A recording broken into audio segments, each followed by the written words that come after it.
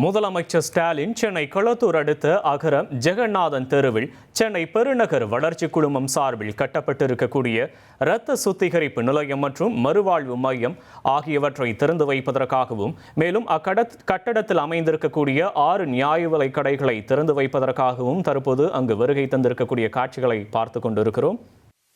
முதலமைச்சர் ஸ்டாலின் சென்னை கொளத்தூர் அடுத்த அகரம் ஜெகநாதன் தெருவில் இருக்கக்கூடிய சென்னை பெருநகர் வளர்ச்சி குழுமம் சார்பில் கட்டப்பட்டிருக்கக்கூடிய இரத்த சுத்திகரிப்பு நிலையம் மற்றும் மறுவாழ்வு மையத்தை திறந்து வைத்து மேலும் கட்டடத்தில் இருக்கக்கூடிய 6 நியாய விலைக் கடைகளை திறந்து வைத்திருக்கிறார். அந்த காட்சிகளை தற்போது பார்த்து கொண்டிருக்கிறோம்.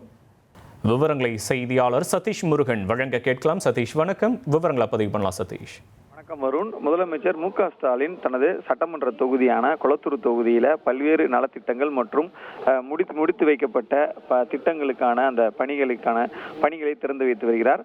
குறிப்பாக ஒவ்வொரு மாதமும் அந்த கொளத்தூர் சட்டமன்ற தொகுதியில் ஆய்வு மேற்கொள்வதும் அதே போன்று அந்த பகுதியில் மேற்கொள்ளக்கூடிய பல்வேறு கட்ட பணிகள் மற்றும் நலத்திட்ட உதவிகள் தொடர்பாக ஆய்வு செய்வதை வழக்கமாக வைத்திருக்கிறார். அந்த அடிப்படையில் சென்னை பெருநகர வளர்ச்சி குழுமம் சார்பில் கட்டப்பட்டுள்ள இரத்த சுத்திகரிப்பு நிலையம், மறுவாழ்வு மையம் மற்றும் மறுவாழ்வு மைய கட்டிடத்தில் அமைந்துள்ள 6 நியாய விலைக் கடைகளை தற்பொழுது திறந்து வைத்திருக்கிறார்.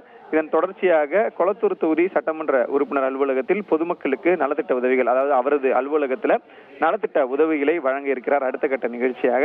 அதனைத் தொடர்ந்து SRP காலனி 8வது தெருவு OS மஹால் அருகில் இருக்கக்கூடிய பேப்பர்ஸ் மில் சாலையில அந்த பகுதியில் இருக்கக்கூடிய தமிழ்நாடு மின்சார வாரியம் சார்பில் 310 திறந்தவெளி மின்மாற்றி கட்டமைப்புகளை பாதுகாப்பான வலைதள மின்மாற்றிகளாக மாற்றி அமைக்கும் பணிகளை தொடங்கி வைக்கிறார்.